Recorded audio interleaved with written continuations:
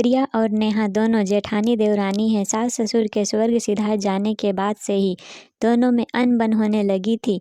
पहले सास थी तो सब संभाल लेती थी, लेकिन उनके असामयिक चले जाने के बाद घर के कामों को लेकर दोनों की पटरी मेल नहीं खा रही थी।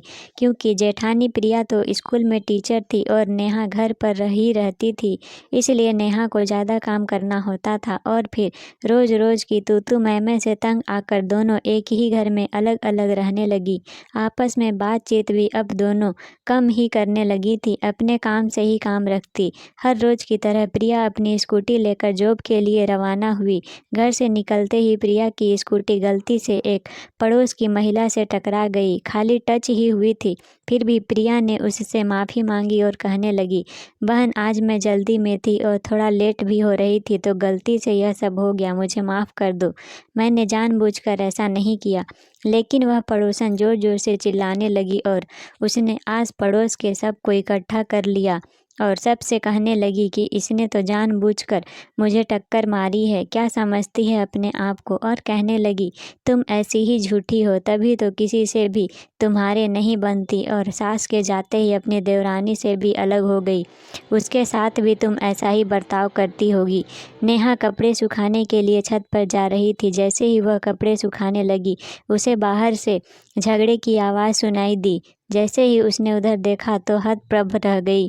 अरे पड़ोस के सब लोग जेठानी जी को घेरे क्यों खड़े हुए हैं।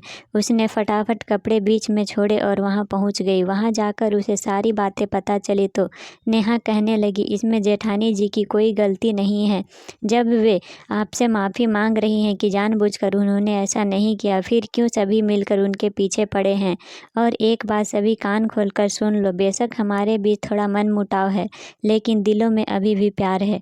ऐसा नहीं है कि कोई भी आएगा और कुछ भी कहकर चलता बनेगा और हम कुछ नहीं बोलेंगे, तो ये आपकी गलतफहमी है। और उस महिला से कहने लगी, स्कूटी आपके टच ही हुई है ना, और आपके शरीर पर चोट के निशान कहीं भी नहीं दिख रहे, मुझे तो खरोच तो भी आपको नहीं आई है। इसलिए बहसबाजी को ना बढ़ाते हुए इनका रास्ता छोड़िए, क्योंकि इनको स्कूल के लिए देरी हो रही है।